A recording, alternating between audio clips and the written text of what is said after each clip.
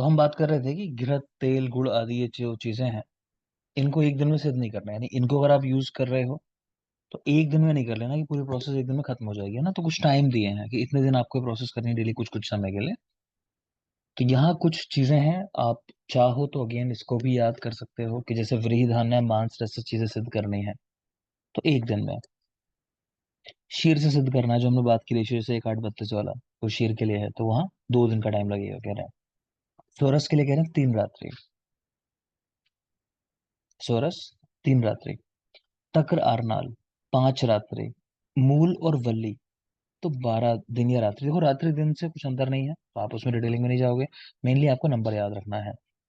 तो व्रीहि धान्य और मांसरस एक दिन, शीर 2 दिन, सोरस 3, तक्र आरनाल 5 और मूल वल्ली 12। इसको आप याद कर लोगे।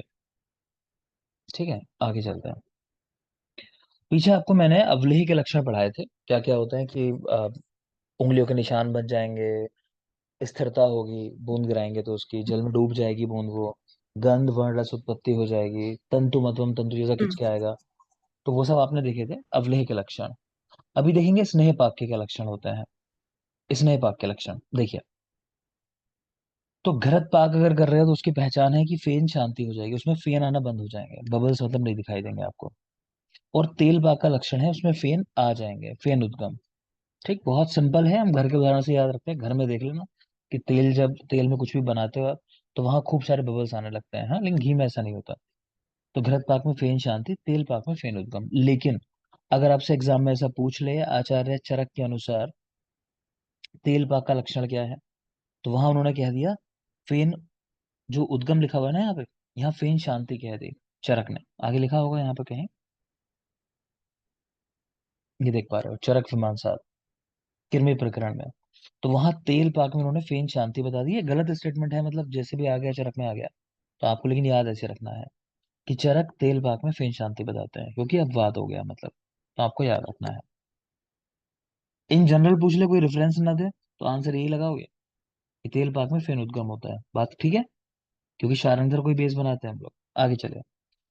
और लक्षण देखो, कह रहे हैं बाकी लक्षण घृत पाक हो चाहे तेल पाक हो, दोनों में कॉमन रहते हैं। जैसे शब्दहीनो अग्नि शब्दता, कि अग्नि पे आपने उसको डाला तो कोई आवाज नहीं होगी, चट चट वगैरह की जो आवाज होती है वो नहीं होगी। गंध वर्ण रस यहाँ भी आ जाएगा, जो द्रव्य इस्तेमाल हुए हैं। उंगली से मर्दन करने पर वर्ती बन जाना, कि अगर उसको उंगलियों के बीच में लेके थोड़ा आप मर्दन करोगे तो वर्ती जैसी बन जाएगी। ये शब्द से, उसमें सर इसमें मीनिंग बता दो, अग्निशिप्तता। इसका मतलब है अग्नि पर डालने पर, कि अग्नि में आप शिफ्ट करोगे, उसको डालोगे तो उसमें कोई आवाज नहीं आएगी। जलते समय जो आवाज आती है ना, चट चट कई बार चीजें जलती हैं, तो वो आवाज नहीं होगी। ठीक है। तो शब्द हीनो अग्नि शिप्तता, गंध वर्ण रसोत्पत्ति, उंगली से मर्दन करने पर वर्ती बन जाना, और शब्द से ऊपर मतलब वही आवाज ना आना कोई भी उसके अंदर। तो शब्द हीनो अग्नि शिप्ता जो लिखा है वही चीज समझ सकते हो, शब्द ऊपर कि कोई आवाज ना होना। अगले पेज में रिपीट है ये चीजें, तो उसमें कुछ देखना नहीं हमें। यहाँ पे देख सकते हो एक जात्यादि तेल या घृत है, तो इसमें तुथ पड़ा होता है। और ये नाड़ी व्रण में यूज होता है। नाड़ी व्रण यानी साइनस जैसी कंडीशन जो होती है, जैसे भगंदर है, ठीक है, ऐसी कंडीशंस में यूज करते हैं इसको। एक त्रिफला घृत होता है, वो नेत्र रोगों में यूज किया जाता है। इवन आपको ध्यान होगा, आचार्य वाग्भट ने कहा है संध्या के समय अगर त्रिफला का प्रयोग किया जाए मधु और घृत के साथ अनइक्वल अमाउंट में, तो वो नेत्र रसायन का काम करता है। ठीक है, तो वहां से भी रिलेट कर सकते हो।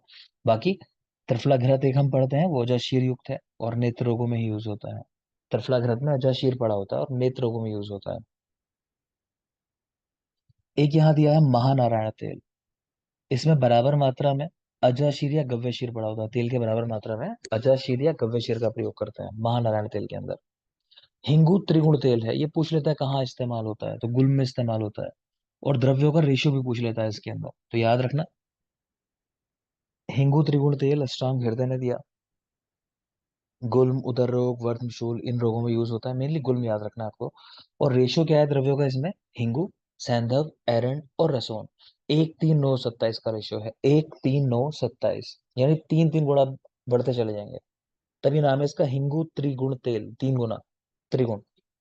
तो याद रखना, हिंगू, सैंधव, एरंड और रसोन 4 चीजें हैं। 3-3 गुना बढ़ाते चले जाओ। 1:3:9:27 हृदय ने दिया है, गुल्म रोग में दिया है। याद होना चाहिए। नेक्स्ट आ जाइए। स्नेह पाक जो आप पाक कर रहे हो ना, वो तीन तरह का होता है, कह रहे हैं स्नेह पाक तीन प्रकार का। इस बार एग्जाम में सवाल पूछा गया था, तो पूछा गया था कि कर्णपूरण में या बस्ती में, मैं एग्जैक्ट नहीं रिकॉल कर पा रहा, एआईपीजीडी में क्वेश्चन था इस बार, ये तो बस्ती पूछा था या कर्णपूरण? कर्णपुर। कर्णपूरण कर्णपुरण पूछा। पूछ रहे। ठीक है ना? तो कर्णपूरण पूछा गया था कि कर्णपूरण में इनमें से कौन से स्नेह का प्रयोग होता है। अब क्योंकि आपके यहाँ भी चरक सुषुप्त पे ही फोकस करने को कहा है, ठीक है, एक हम शारंगधर और देख लेंगे, क्योंकि शारंगधर तो बेस है विशिष्ट कल्पना का। देखते हैं चलो। ये नहीं पढ़ना आपको, ठीक है, आगे वाले पार्ट से क्वेश्चन कभी देखा नहीं कहीं आता हो, आपको यही याद रखना है। तीन टाइप और कहाँ कहाँ यूज होता है। तो चरक के तीन टाइप, मृदु मध्यम और खर। सुश्रुत के भी यही है, मृदु मध्यम खर। कहाँ कहाँ यूज होते हैं? तो मृदु वाला नस्य कर्म में यूज होता है इसमें, मृदु पाक जिसका हुआ होता है। मध्यम पाक वाला पीने में और बस्ती के रूप में, तो पान और बस्ती में मध्यम वाला। और खर वाला अभ्यंग के लिए, अभ्यंग करना है तो नस्य, पान बस्ती और अभ्यंग हम लोग याद रखते हैं। ना पावा अभी, इजी है, ऐसा ही याद कर लो, ना पावा अभी, तो ना नस्य, पावा यानी पान बस्ती एक साथ है, और अभी का मतलब अभ्यंग। ठीक है, ना पावा अभी। सुश्रुत की अगर बात करें, उन्होंने क्या किया देखो, ये जो पान है इसको उठा के ऊपर ले गए, ठीक, जो बस्ती है इसको उठा के नीचे ले गए। देखोगे तो पान उनका ऊपर आ जाता है और बस्ती है नीचे आ जाता है। ठीक है, बीच में जो पावा था, पावा का पा ऊपर ले गए, बा नीचे ले आए, तो पान ऊपर चला गया, बस्ती नीचे आ गया। अब जो ऊपर और नीचे लिखे हुए थे, क्या लिखे हुए थे ऊपर नीचे चरक में? ना पावा अभी, तो नस्य और अभ्यंग, इन दोनों को उठा के बीच में ले आए, क्योंकि इनकी जगह दूसरी चीजें लिख दी। ठीक है, तो नस्य और अभ्यंग बीच में ले आए। इतना याद करोगे, फिर इसके बाद जहां पान की बात हुई है पीने की, वहीं खाने की बात भी होगी, भोजन। तो पान और भोजन में मृदु वाला इस्तेमाल करते हैं। मध्य में आई गए नस्य और अभ्यंग। और खर वाले में बस्ती के साथ कर्ण पूर्ण को भी इस्तेमाल करते हैं। आप लोग को ध्यान आ रहा होगा कि आचार्य योग रत्नाकर ने पंचकर्म में बस्ती के स्थान पर कर्ण पूर्ण लिखा है। लिख सकते हो स्टेटमेंट ये, आचार्य योग रत्नाकर, उन्होंने पंचकर्म में बस्ती नहीं लिखी है, बस्ती की जगह कर्ण पूर्ण लिखा है। तो ये सवाल पूछ लेता है, किस आचार्य ने पंचकर्म में कर्ण पूर्ण को स्थान दिया? योग रत्नाकर ने। तो वैसे भी याद कर सकते हो कि बस्ती के साथ ही कर्ण पूर्ण भी रखना है हमें। क्लियर? तो ये याद करोगे आप। अब मैंने कहा शारंगधर और देख लेंगे, क्योंकि उन्होंने एक काम अलग कर दिया। नस्य नस्य वाला नस्य के रूप में चरक की तरह, यहाँ देखोगे चरक वाले पॉइंट, तो ना पावो अभी, तो नस्य में मृदु वाला और खर वाला अभ्यंग के लिए। ठीक है, तो सेम उन्होंने भी लिखा है। लेकिन मध्य में जो पान और बस्ती लिखा है चरक का, उन्होंने ये ना लिख के लिख दिया सर्वकर्म, यानी सभी चीजों में यूज करते हैं इसको, सर्वकर्म उपयोगार्थ। ठीक है, तो ये याद रखोगे, सभी कर्मों में मध्यम वाला यूज करते हैं शारंगधर के अनुसार। नेक्स्ट आ जाइए।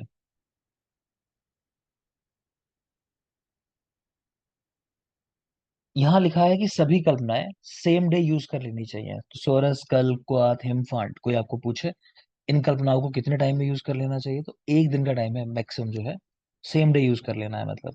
है ना, आजकल तो प्रिजर्वेटिव वगैरह डाल के तो लंबे समय यूज कर लेते हैं लोग, चला लेते हैं, लेकिन है नहीं आयुर्वेद में कॉन्सेप्ट, ये सेम डे का ही है। ठीक है, तो यहाँ देख सकते हो चाहो तो सोरस कह रहे हैं 4 से 6 घंटे में यूज कर लेना चाहिए, इसी तरह शीत को भी 4 से 6 घंटे में। बाकी दोनों का वाले क्वाथ और कल कह रहे हैं एक दिन में। और फांट, क्योंकि वो तो उष्ण होता है, तो गर्म चीजें गर्म गर्म ही पी जाते हैं, उसके लिए लिख रहे हैं सद्या, उसको तुरंत ही यूज कर लेना है। तो खैर इतने डिटेलिंग में जाने की जरूरत नहीं है आपको, आप बस इतना याद रखो, सभी कल्पनाएं सेम डे में यूज कर लेने हैं।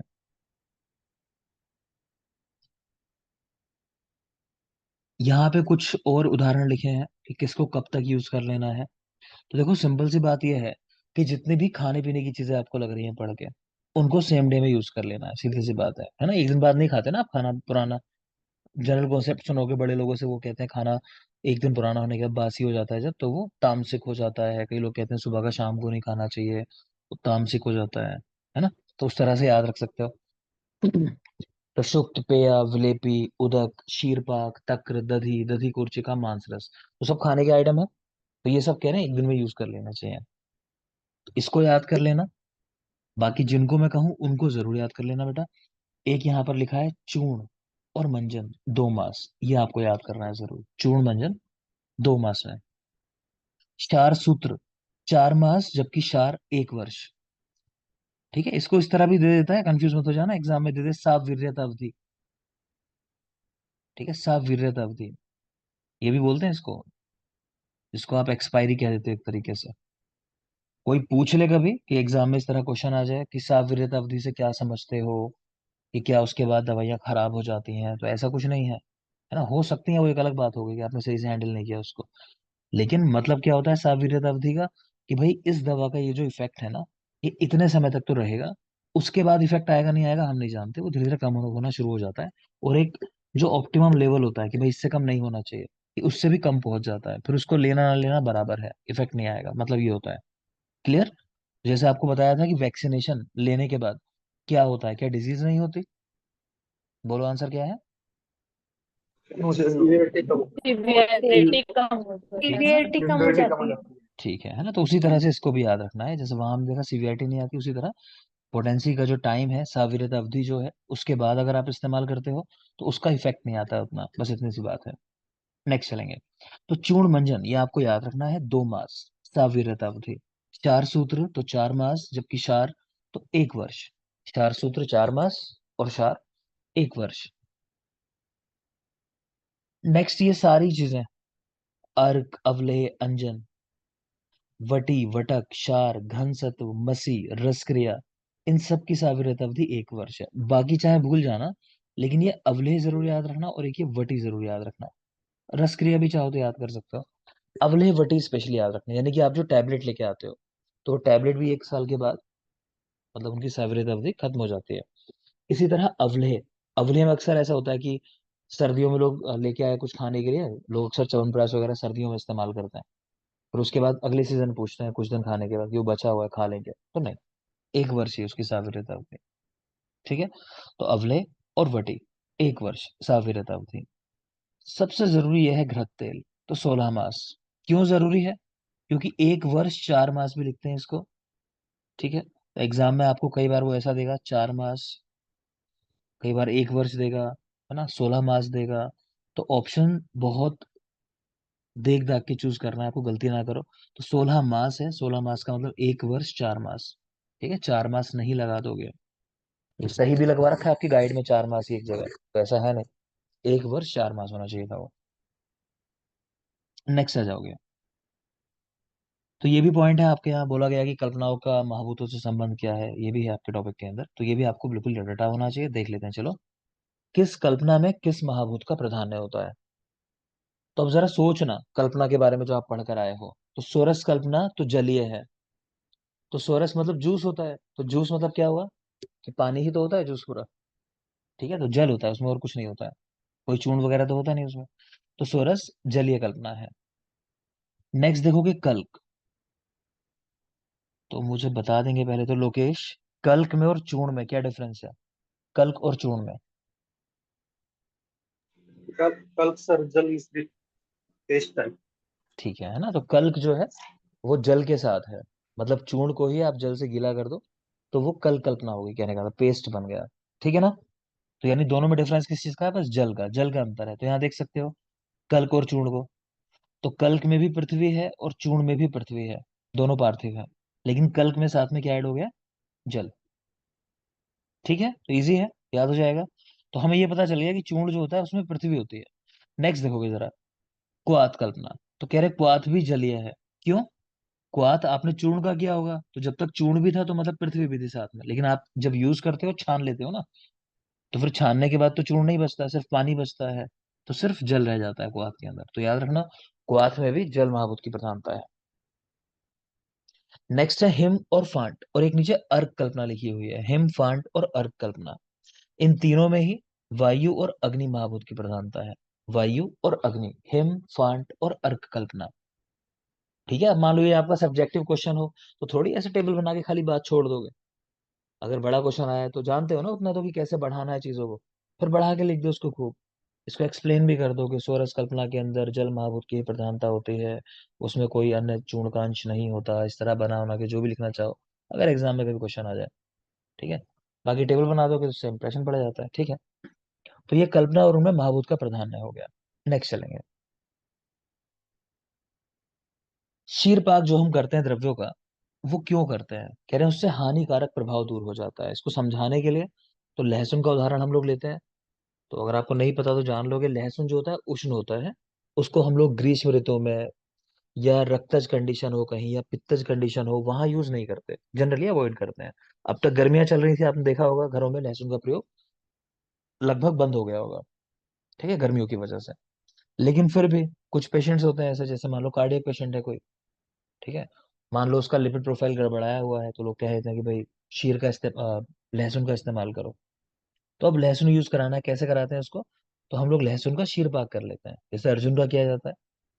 आपने तो ये भी पढ़ रखा है, मैं किससे बात कर रहा हूँ? मैं तो चिराग को रोशनी दिखा रहा हूँ। अंजलि, अंजलि, शीर पाक कल्पना, कल्पना में रेशो क्या होता है? शीर पाक कल्पना,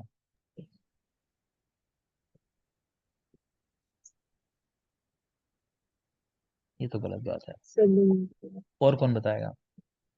1:8 one is to eight to 1:32 और 1:15 तो यादव जी एक बटा यादव पंद्रह बटा पंद्रह यादव जी। ठीक है, तो दोनों बता दिए सबने, एक 8:32 और एक 15:15 यादव जी का है ना। तो एक 15:15 में शीर और जो जल है वो इक्वल अमाउंट में होता है। खैर, तो समझ गए होगे, आपने पढ़ा है, पीछे देख लेना जरूर, नहीं पढ़ा अब तक। तो शीर पाक कल्पना जो है, उसमें क्या कर रहे हैं कि हम लहसुन को दूध के साथ उबाल रहे हैं। क्यों? क्योंकि दूध कैसा होता है, वो शीतवीर्य होता है। एक सवाल ये भी आता है, मैं बता रहा हूँ सिर्फ नॉलेज के लिए, कि शीर के साथ जैसे मछली का सेवन मना करते हैं, क्योंकि मछली क्या करती है, पित्त का प्रकोप करती है, वो उष्ण वीर्य है देखा जाए तो। और दूध जो होता है वो शीतवीर्य होता है, पित्त का शमन करता है।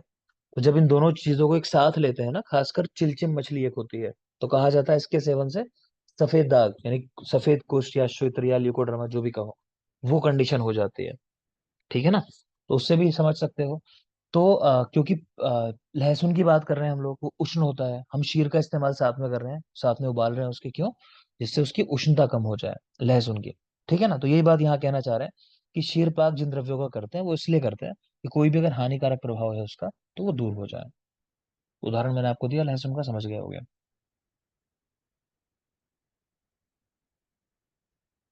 यहाँ देख सकते हो पॉइंट लिखा हुआ है, पढ़ने के लिए देख लो, कि प्रमथ्य और क्वाथ में क्या डिफरेंस है। आप ये मत देखो किसने बताया, अंतर समझ लो बस, कि प्रमथ्या कृतयुष है और क्वाथ अकृतयुष है।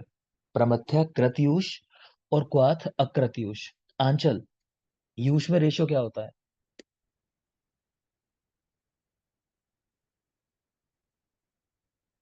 आंचल, आंचल नहीं तो, हाँ आंचल बताइए, क्या रेशियो होता है?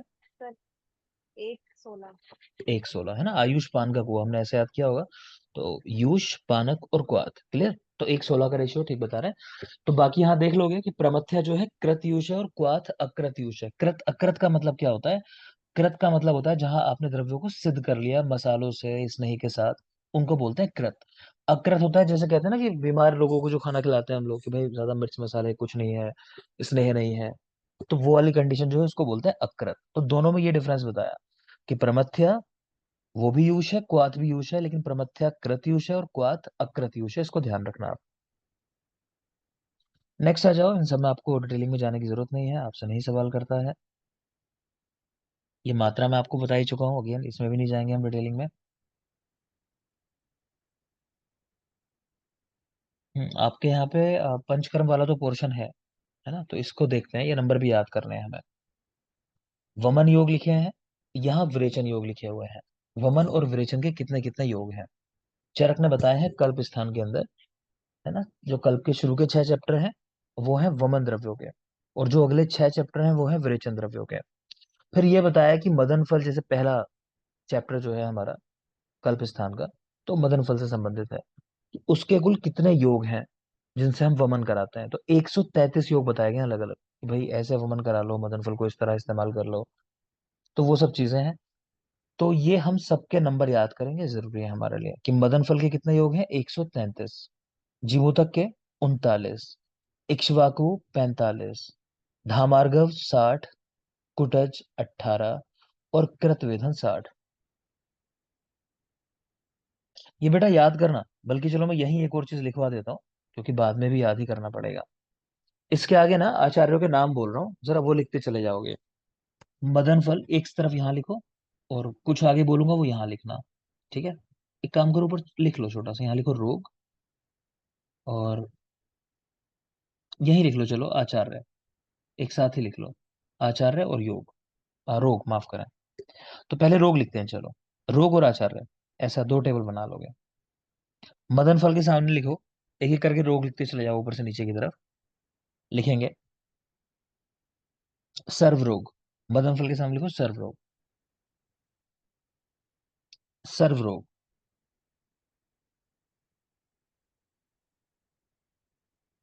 नेक्स्ट लिखो कुष्ठ,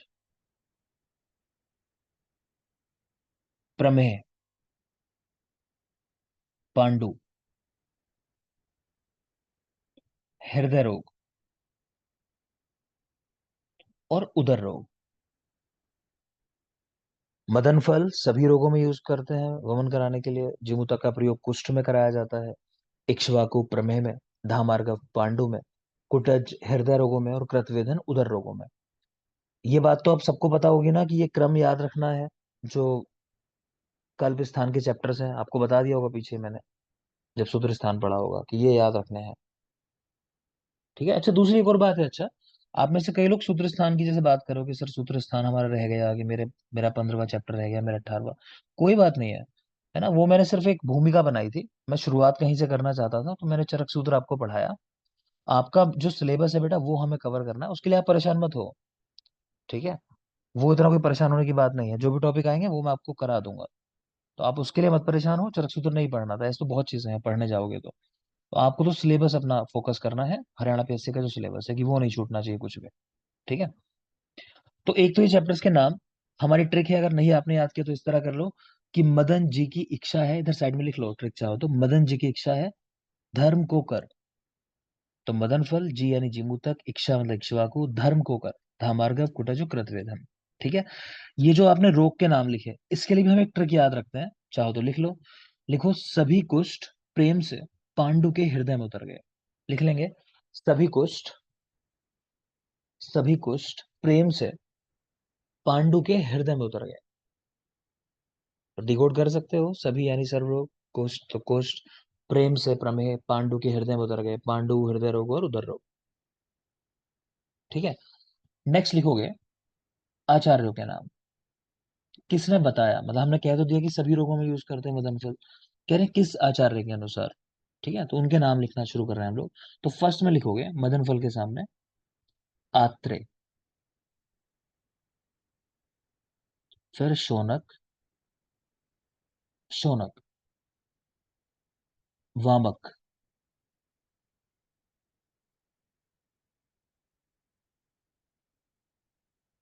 आज सो वामन ने गायों को, गायो यानी, नाम बताओगे, गौतम। गौतम सर। यस हाँ सर, जी सर। गौतम। आज सो वामन ने गायों को बांध कर काटा, ठीक है। तो बडिश गौतम है, गौतम के बाद बडिश, फिर काटा यानी काप्य, ठीक है। तो ये आचार्यों के नाम है, आत्रे, शौनक, वामक, गौतम, बडिश और काप्य, बडिश और काप्य। तो हम लोग ट्रिक याद रखते हैं इसके लिए भी, ट्रिक लिख लोगे। लिखो आज, आज सो वामन ने, आज सो वामन ने गायों को बांध कर काटा, यानी सो वामन थे, उन्होंने गायों को बांध कर काट दिया।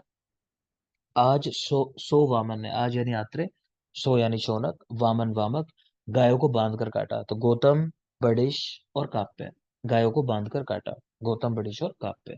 तो ये आपको रटना है बिल्कुल, प्लस ये नंबर जो लिखे हुए हैं, मदन फल के 133 योग। सवाल ऐसा भी आ जाता है कि इनमें से सबसे ज्यादा योग किसके हैं, तो मदन फल के हैं 133, जीमूतक 39, इक्ष्वाकु 45, धामार्गव 60, कुटज 18 और कृतवेधन 60। अगेन नेक्स्ट आ जाओगे इसी तरह विरेचन योग। अच्छा, ऊपर एक चीज देख लोगे कि देखो वमन के योग आए हैं 355 और विरेचन के योग आए हैं 245। टोटल इनको काउंट करोगे ना, तो वमन के 355 और विरेचन के 245, इनको जोड़ देते हैं तो हो जाते हैं 600। क्यों जोड़ा, तो इसके सामने एक वर्ड लिख लोगे, जहां वमन लिखा है ना, वमन के आगे लिख लो ऊर्ध्व विरेचन। वमन के सामने ऊर्ध्व विरेचन लिख लोगे, और विरेचन के सामने लिख लोगे अधा विरेचन। अधा विरेचन, वमन के सामने ऊर्ध्व विरेचन। ठीक है। तो क्या किया, चरक ने लिखा है वमन द्रव्य को कि ये ऊर्ध्व विरेचन द्रव्य है, मतलब ऊपरी मार्ग से विरेचन करा रहे हैं दोषों का, दोषों को बाहर निकाल रहे हैं। और जो विरेचन है उनके लिए बोल दिया अधा विरेचन, मतलब अधो मार्ग से विरेचन कराने वाले। तो एक सवाल आता है कि आचार्य चरक के अनुसार कुल विरेचन योगों की संख्या।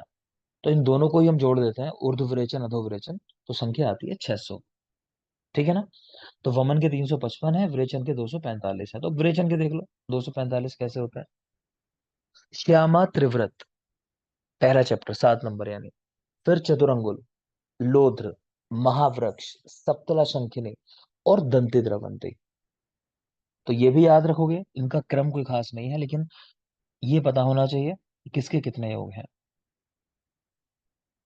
तो यहां सबसे ज्यादा श्यामा त्रिव्रत के 110 योग, श्यामा त्रिव्रत 110। चतुरंगुल 12, बेटा बहुत जरूरी है, ब्रैकेट में लिख लो, 12 वर्ष तक के बालकों में विरेचन के लिए। इस पे सवाल आता है, इनमें से किसका प्रयोग 12 वर्ष तक के बालकों में विरेचन के लिए कराता है। ठीक है, चतुरंगुल। तो 12 ही योग हैं, इजी है याद करना। 12 ही योग हैं और 12 वर्ष तक के बालकों में ही यूज करते हैं। ठीक। लोध्र के 16 योग। महावृक्ष स्नूही कोई कहते हैं, तो स्नूही लिखते समय पहले 2 बनाना पड़ता है ऐसा, तो हम ऐसे ही याद रखते हैं कि 20 योग हैं इसके स्नूही के। महावृक्ष यानी स्नूही 20 योग। सप्तला शंखिनी 39 योग, 39। और दंती द्रवंती के 48, 48 योग है। श्यामा त्रिव्रत 110, चतुरंगुल 12, लोध्र 16, महावृक्ष 20, सप्तला शंखिनी 39 और दंती द्रवंती 48। ठीक है। यहीं चाहो आपका मन हो तो लिख सकते हो एक और बात, कि कल्प स्थान में वमन विरेचन के कुल 15 आश्रय, ये द्रव्य जो है कुल 15 द्रव्य हैं जिनको आश्रय बनाया गया। 15 द्रव्यों को आश्रय बना के ये वमन विरेचन के योग बताए गए हैं। मन में डाउट आया हो कैसे 15, तो बेटा चैप्टर तो 12 ही है, लेकिन विरेचन में आप देखोगे अगर, तो श्यामा और त्रिव्रत दो एक साथ आ गई वैरायटी। इसी तरह सप्तला शंखिनी 2 वैरायटी आ गई, दंती द्रवंती 2 आ गई। तो 3 एक्स्ट्रा हो जाती हैं टोटल 3 चैप्टरों में, क्योंकि 2-2 हैं। ठीक है, तो 12 + 3 15। तो कुल 600 जो विरेचन के योग बताए गए हैं वो 15 द्रव्यों को आश्रय बना के बताए गए हैं, ये बात याद रख लेना। 15 द्रव्यों को आश्रय बना के बताए गए हैं। अगली बात है कि आपको ना जितना मैं पढ़ाता जा रहा हूँ, आगे जब आएगा मैं दोबारा नहीं पढ़ाऊंगा। आपको पहले से याद करना है, ऐसा नहीं कराओगे मेरी डबल डबल ट्रिपल ट्रिपल मेहनत करवाओगे कि मैं यहाँ पढ़ा दूं दोबारा। क्योंकि मेरे नोट्स में कई चीजें दोबारा लिखी हुई हैं, है ना। कई लोग ऐसे होते हैं वो दूसरा टॉपिक नहीं पढ़ना, एक ही टॉपिक पढ़ना है, तो इसलिए 2-2 बार भी लिखी हुई है, तो उनको मैं वहां पढ़ाऊंगा नहीं। वो जरूरी होंगी, लेकिन हम छोड़ देंगे क्योंकि हम पढ़ चुके होंगे पहले। क्लियर, तो आप याद करते चलोगे साथ साथ ही। नेक्स्ट चलते हैं, जिसके लिए मेन पढ़ रहे हैं हम लोग, ये भैषज्य। तो भैषज्य कल्पना शारंगधर का कुछ जरूरी पॉइंट्स जो हैं वो यहाँ निकाल के लिखे हुए हैं, देखते हैं वैशिष्ट है उनका। तो भैषज्य कल्पना का व्यवस्थित और वैज्ञानिक वर्गीकरण, कोई पूछे पहली बार कहाँ मिलता है, तो चरक संहिता में मिलता है। भैषज्य कल्पना का व्यवस्थित और वैज्ञानिक वर्गीकरण चरक संहिता में। लेकिन पूछे उत्कृष्ट ग्रंथ कौन सा है, इसका आधार ग्रंथ कौन सा है जिसको बेस बना के हम सारी चीजें पढ़ेंगे, तो शारंगधर। तो प्रथम वर्णन चरक ने किया, व्यवस्थित वैज्ञानिक, जबकि उत्कृष्ट और आधार ग्रंथ वो है शारंगधर संहिता। शारंगधर में कुल 3 खंड हैं, मतलब 3 पार्ट कह लो, और उनमें 32 अध्याय हैं और 2600 श्लोक हैं। लेकिन समय के साथ काफी सारे श्लोक नहीं मिलते, तो आज की डेट में जो अवेलेबल है वो है 2320, 2320 श्लोक अवेलेबल जो है। पूर्व खंड में 7 अध्याय हैं, मध्यम खंड में 12 और उत्तर खंड में 13। ये मध्यम खंड की आपसे बात की गई है कि इसके बारे में आपको इन्फॉर्मेशन होनी चाहिए, इसको हम देखेंगे अभी। तो शारंगधर 3 खंड, 32 अध्याय, 2600 श्लोक, 2320 अवेलेबल है। पूर्व खंड में 7 अध्याय, मध्यम खंड में 12 और उत्तर खंड में 13 अध्याय। भैषज्य कल्पना का वर्णन मध्यम खंड में है 110 अध्याय के अंदर। ठीक है। धातुओं का शोधन, मारण, विष, ये सब चीजें 11 और 12 चैप्टर में है। जो 13 नंबर चैप्टर है उत्तरखंड का, माफ करें, उत्तराखंड की बात करें तो वहां 1 से 12 नंबर चैप्टर के अंदर पंचकर्म है, जो 13वां अध्याय है वहां का। वहां पर नेत्र क्रिया कल्प का उल्लेख है, जो इस बार सवाल भी आया था कि ये क्या पैरासर्जिकल मेथड है, तो नहीं, बिल्कुल नहीं। दो ऑप्शन जो थे पहले, अगर आपको ध्यान आ रहा हो, पेपर देखा हो जिन लोगों ने, तो वो यही थे कि सुश्रुत ने 5 नेत्र क्रियाकल्प बताए हैं, तो वो सही था। फिर दूसरा था कि शारंगधर ने 7 नेत्र क्रियाकल्प बताए हैं, तो वो भी सही था। फिर एक था कि ये पैरासर्जिकल प्रोसीजर है, तो वो गलत था। ठीक है ना। तो ये दोनों बातें मतलब थी वहां पे, तो आप याद रख सकते हो। तो खैर, वैशिष्ट कल्पना का वर्णन मध्यम खंड में है, 1 से 10 अध्याय के अंदर। कुल 12 अध्याय हैं, तो अंतिम 2 अध्याय के अंदर धातुओं का शोधन मारण ये सब लिखा हुआ है। उत्तरखंड की बात करें तो 112 चैप्टर के अंदर पंचकर्म है, और लास्ट चैप्टर जो है 13वां, वहां नेत्र क्रियाकल्प है। तो नेत्र क्रियाकल्प यानी नेत्र की चिकित्सा में किए जाने वाले प्रोसीजर्स कह सकते हो आप। तो उनकी संख्या शारंगधर ने 7 बताई है। सुश्रुत की जो 5 है, उनमें 2 और जुड़ जाती हैं चीजें, पिंडी और विडालक। तो शारंगधर के नेत्र क्रियाकल्प 7 हैं, सुश्रुत के 5 हैं। सुश्रुत के 5 में 2 जोड़ दो, पिंडी और विडालक, तो हो जाते हैं ये 7 शारंगधर के। ठीक है। आपसे पूछे पिंडी किसका अवदान है, पहली बार पिंडी का उल्लेख किसने किया, तो शारंगधर ने किया। पूछे विडालक किसका अवदान है, तो वा से विडालक, वा से वाग्भट। तो विडालक वाग्भट ने पहली बार उल्लेख किया है, तो विडालक वाग्भट का अवदान है। ठीक है। अब यहाँ शारंगधर की कुछ और जरूरी चीजें जल्दी से देख लोगे कि नाड़ी परीक्षा का इन्होंने प्रथम उल्लेख किया। नाड़ी परीक्षा प्रथम उल्लेख। राशि भेद से ऋतुओं का विभाजन आपको तो रटा हुआ होगा, पढ़ा है मैंने, पूछ ले। सोनल,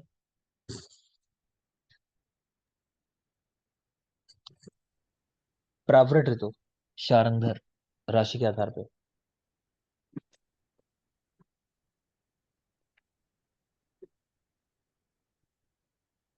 सोनल, विजेता।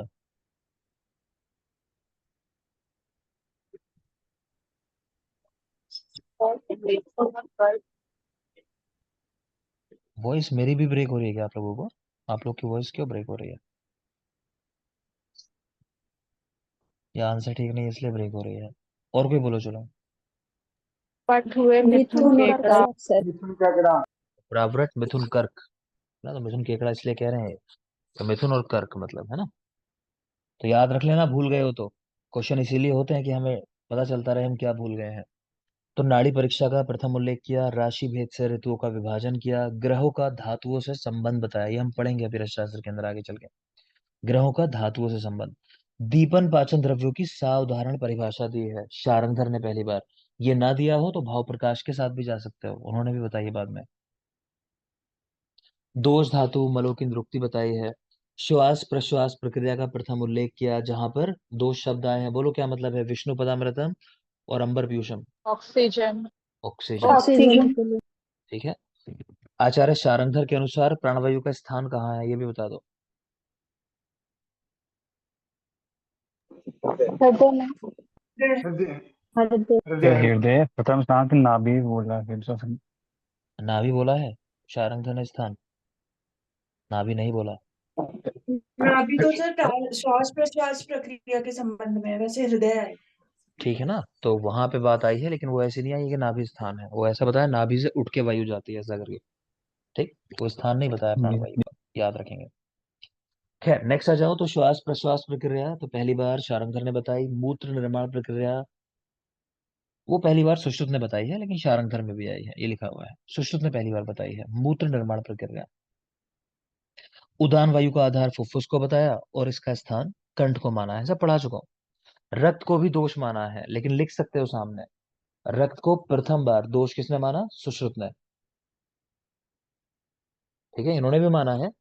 इन्होंने रक्त से होने वाली 10 नानात्मक व्याधियां बताई हैं, रक्त से होने वाली 10 नानात्मक व्याधियां शारंगधर, लेकिन रक्त को पहली बार दोष माना सुश्रुत ने, वो याद रखना जरूरी बात है। रक्त से भी योनि व्यापक बताया, स्नायु कृमि का उल्लेख किया। ठीक है, स्नायु रोग लिख सकते हो, यहाँ पर वृंद माधव ने बताया स्नायु रोग होता है, वो वृंद माधव ने बताया था। जबकि स्नायु कृमि का उल्लेख शारंगधर ने किया, वो कफ और रक्त दोष है उसके अंदर स्नायु कृमि में। धारा सुवेद का उल्लेख किया। अगले पॉइंट आपके काम के नहीं है, ये देखोगे। बाल रोगों की संख्या 22 बताई है, और बाल ग्रह की संख्या 12 बताई है, इसको याद रखोगे। बाल रोग 22 और बाल ग्रह 12। ये देख सकते हो, आमवाद के 4 भेद, अम्लपित्त के 3 भेद। ये नंबर याद कर लेना, आमवाद के 4 भेद, अम्लपित्त के 3 भेद।